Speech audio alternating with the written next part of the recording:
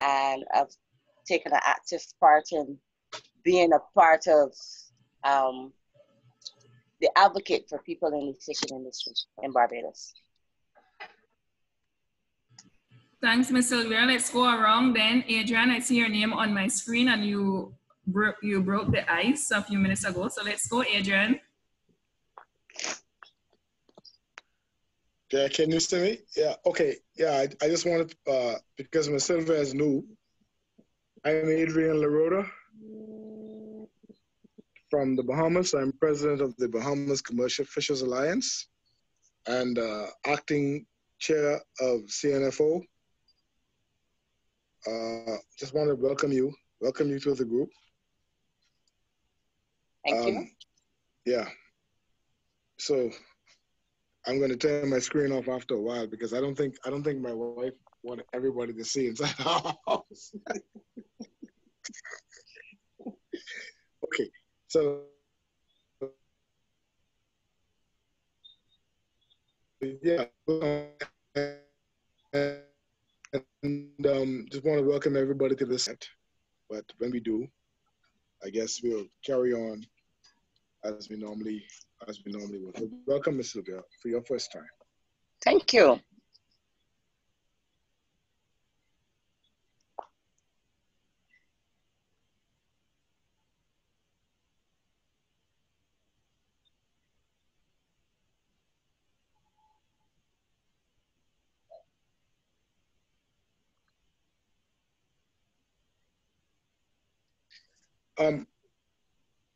While we're waiting to start this meeting, I just want to maybe throw something in.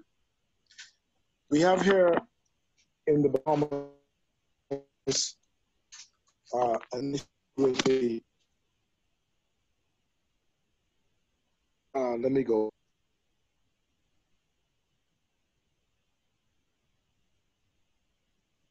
With a SCOVID coral disease. Is anybody in your territories, have you been are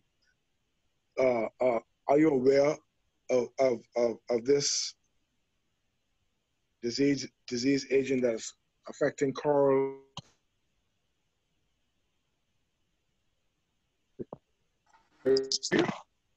Adrian, hi, this is Maria Pena from Surtmees. You had dropped out a bit when you were chatting just now. So if you would just want to repeat quickly.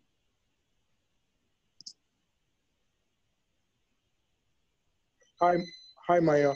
Yes, just as while we're waiting for everyone else to join, I just want to throw this out because I'm asking if there's any other member who would have had any information or any knowledge of stony coral tissue loss disease affecting their coral reefs in the area, because here in the Bahamas we're now beginning to see that, and we just had the first meeting of the formation of a task force on the stony coral tissue loss disease impact on the Bahamas. I'm sitting on that committee, so I'm wondering if has anybody, any of you in your regions, have you experienced anything like that yet?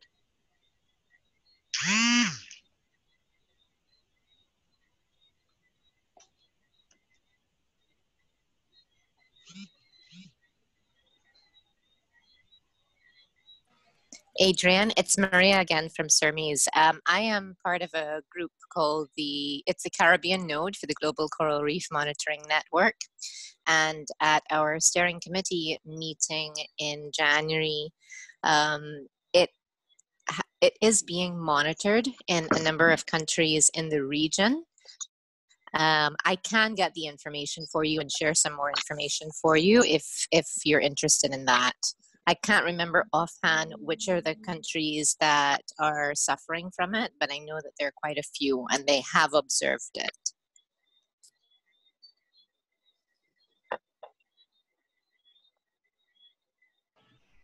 Okay, I started to record, and when I checked the list of persons here, I recognized that those who are absent, they gave reasons for being late. They are committed in another Zoom or a physical meeting.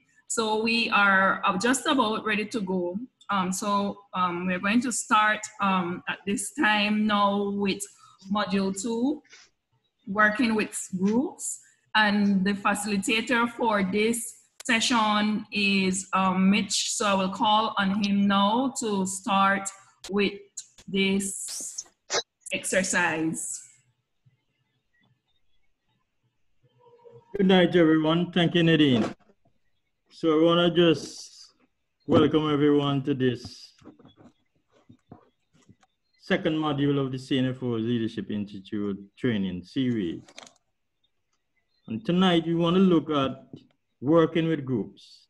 We want to first define what we mean by groups in the sense of Fisher folk groups.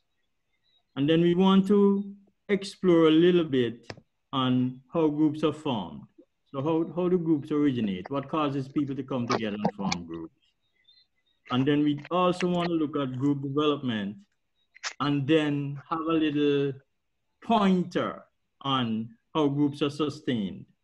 Now, we have shared in the Google Classroom a few training materials that we derive a lot of our information from, the basis for the training. But we have also included a lot of experience from Cnfo. In this presentation, I've included some of my own experiences and some of the experiences that I've gotten from other leaders who've shared their experiences with me. So we want to move right into what constitutes a Fisher folk group. So for the purpose of our discussion on this particular training, we want to define a Fisher folk group as two or more fishers or fisher folk who share common interests and collectively work towards achieving shared goals. So it's two or more fishers who share interests and they work together towards achieving some shared goals or common goals. Now, fisher groups include fisher cooperatives.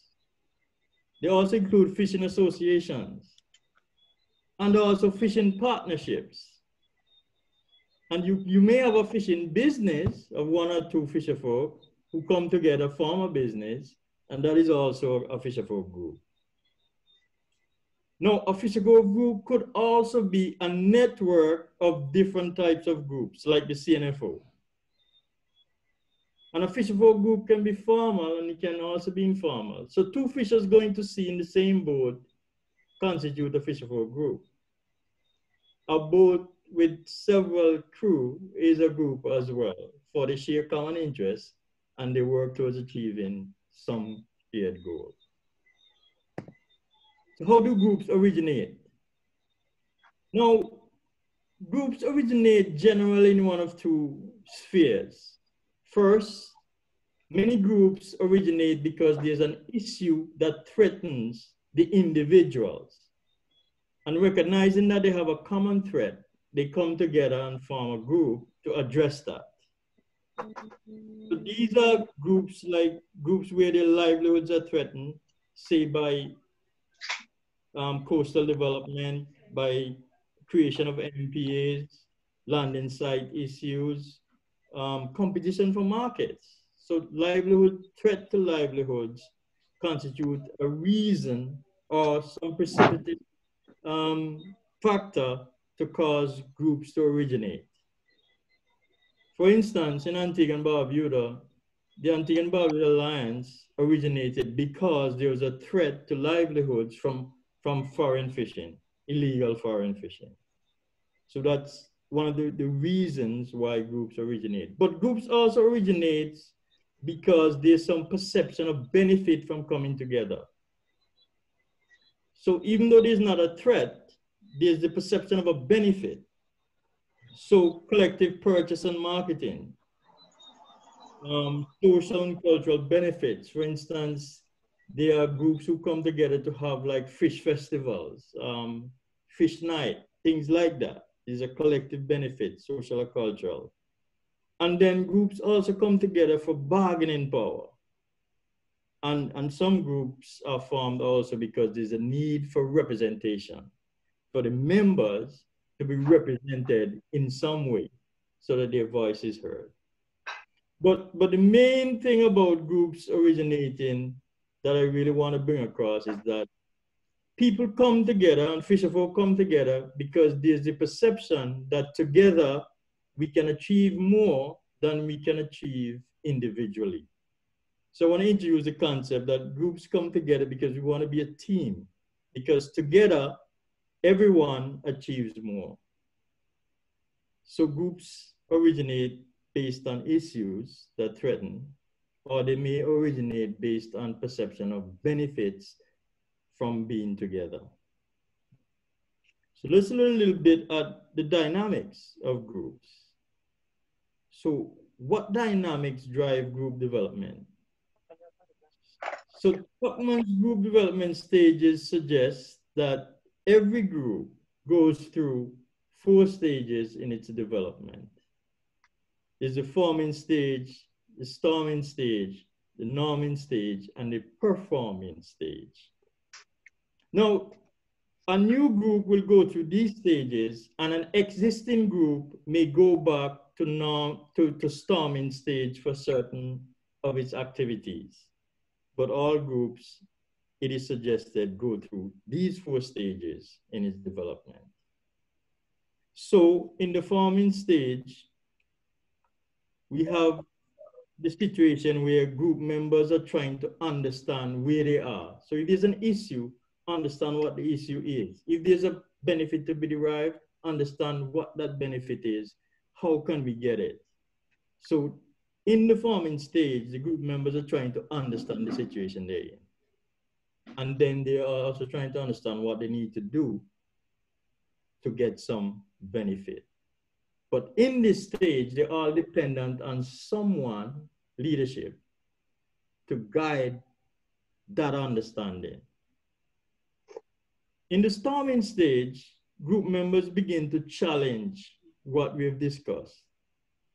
So they begin to challenge the work, the methods. They even begin to challenge the leader. So there are conflicts and sometimes there's hostility and antagonism in the storming stage. Now the norming stage is where conflicts begin to be smoothed out and members support each other and they express their own opinions freely, comfortably. So that's the norming stage. And of course, we like all groups to be in the performing stage, where the group works well together and they're satisfied with the development of the group.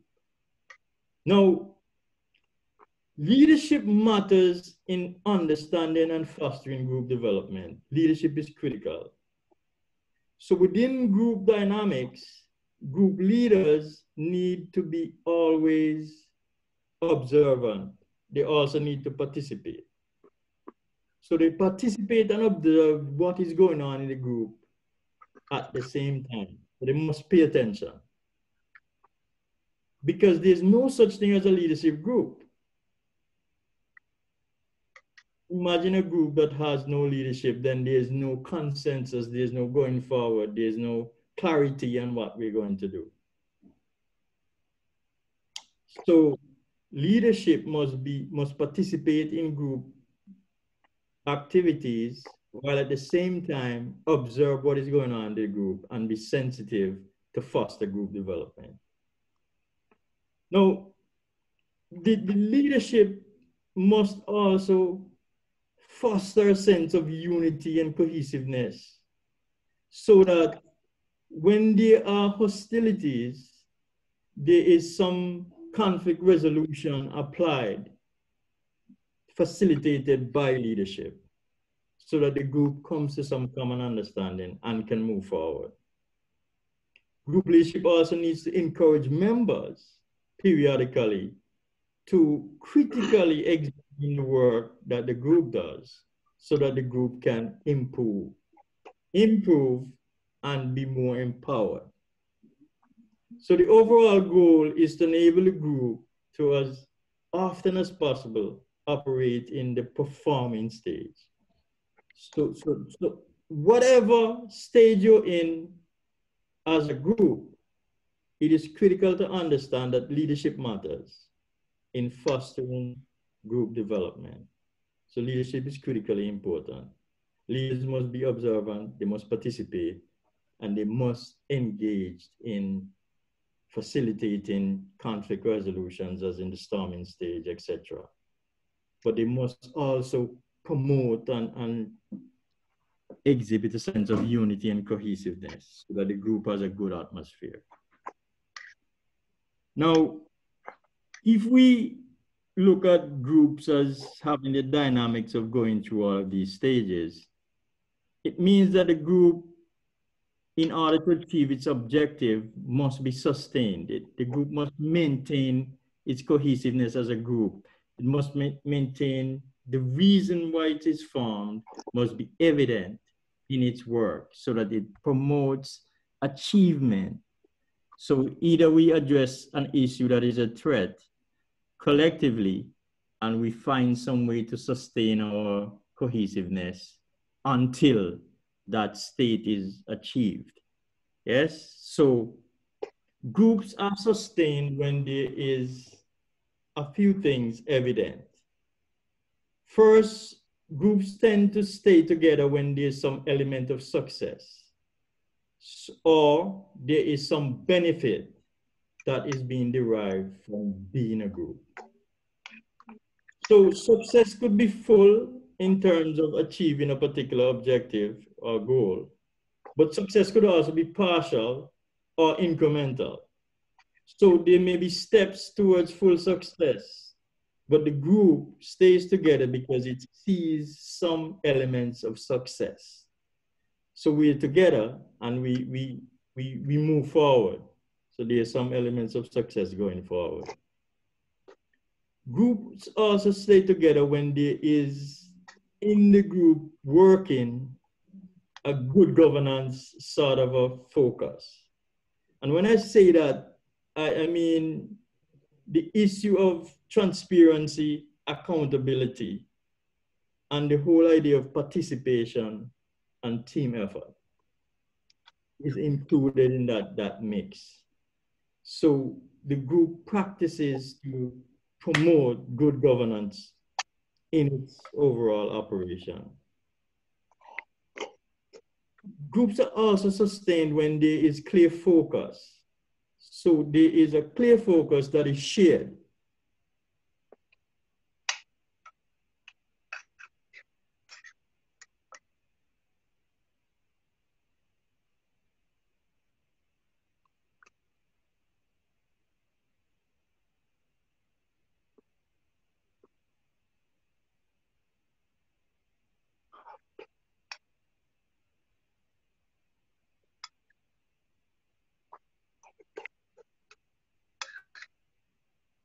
Groups are sustained the way we're at.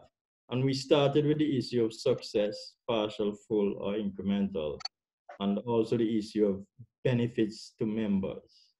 So those are elements of success. And then we also look at the issue of governance, where group members are satisfied that the group is running well. They understand what is happening and they participate in decision-making and in group activities as well. So there is the element of team effort in achieving the group's goals. Groups also are sustained when there's a clear focus and everyone is aware of this focus, which is usually embodied in the group's vision and mission. But also, the group having a focus also is sustained when there is constant adaptive management that comes from monitoring and evaluation. So as the group engages in its activities to reach its vision, there's a constant monitoring and evaluation and management so that the group does benefit from some success. And then one critical element that has come out from a lot of analysis that the Cnfo has done is the issue of communication, where groups tend to be strong and stay together when there's good communication from leadership to the group and pathways for the ordinary member to get to the leadership. So the issue of communication is a critical issue in Fisher Folk organization, as the Cnfo has noted from many of its analysis of groups that have occurred over time. And then one final point about sustaining groups that I really want to make is the point that groups generally are strong and sustained when they have a central functionary, an office or some workplace where members can associate to the group. So it promotes identity, but it also allows the group to engage in ordinary functions of any organization, such as administration, institutional depository, office, and carry out its work. Now, this is an extremely critical component. In recent times, there are some analysis of groups, not just in the Cnfo, that has actually placed the possession of an office as being one of the most critical elements to maintaining a group and its focus and its work. So those are some of the areas that we've identified that promote group success in terms of sustaining a group. Now, I want to make a point about sustaining groups that may be interesting. It's interesting to me, and I hope you find it interesting. Some groups are sustained even though they do not practice good governance. They don't necessarily share focus. They don't necessarily have good communication.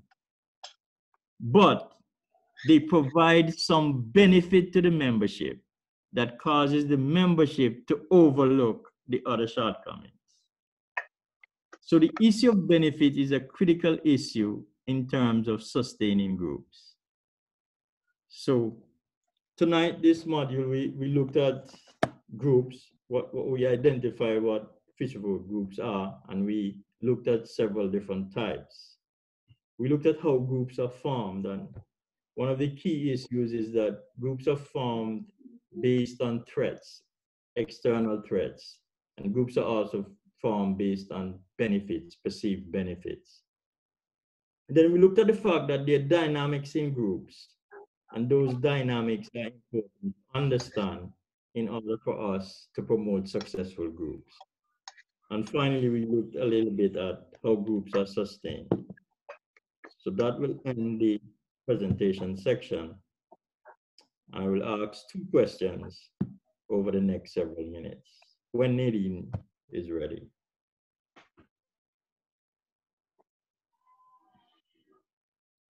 So thank you very much for